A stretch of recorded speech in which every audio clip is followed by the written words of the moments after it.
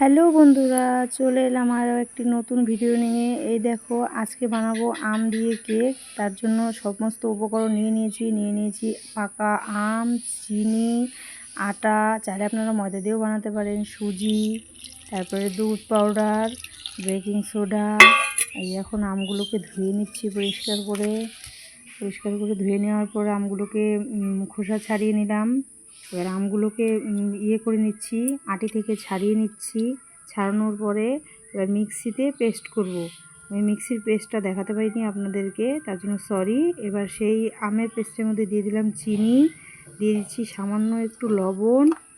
এবার দিয়ে ভালো করে মেশাবো। ভালো করে মেশাচ্ছি, মেশানোর পরে দিয়ে দিচ্ছি 2 চামচের মতন সাদা তেল, দিয়ে দিচ্ছি ময়দা,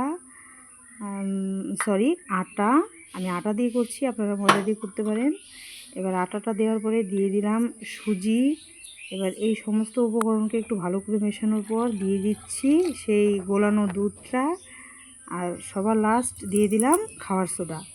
এবার ভালো করে প্রেশার কুকারে তেল ব্রাশ করে নিলাম, তারপরে ফয়েল পেপার দিয়ে প্রেশার কুকারটা করে মানে বেশ ভালো করে রেডি করে রেখে এবার সুজিটা মানে আমের পেস্টটা ঢাকা দিয়ে রাখলাম কিছুক্ষণ।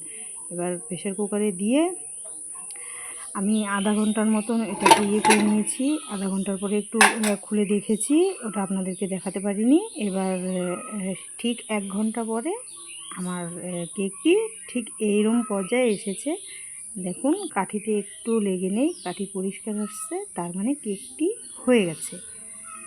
এবার আমি কেকটিকে সামান্য একটু ঠান্ডা করে নামিয়ে নেব।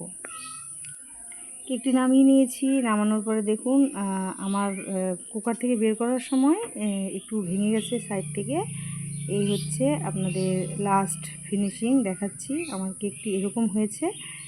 খেতে দেখতে কেমন হয়েছে সেটা আপনারাই বলুন। আমার কিন্তু বেশ ভালো লেগেছে, আর খেতে তো দুর্দান্ত হয়েছিল। Thank you. ভালো লাগলে চ্যানেলটি সাবস্ক্রাইব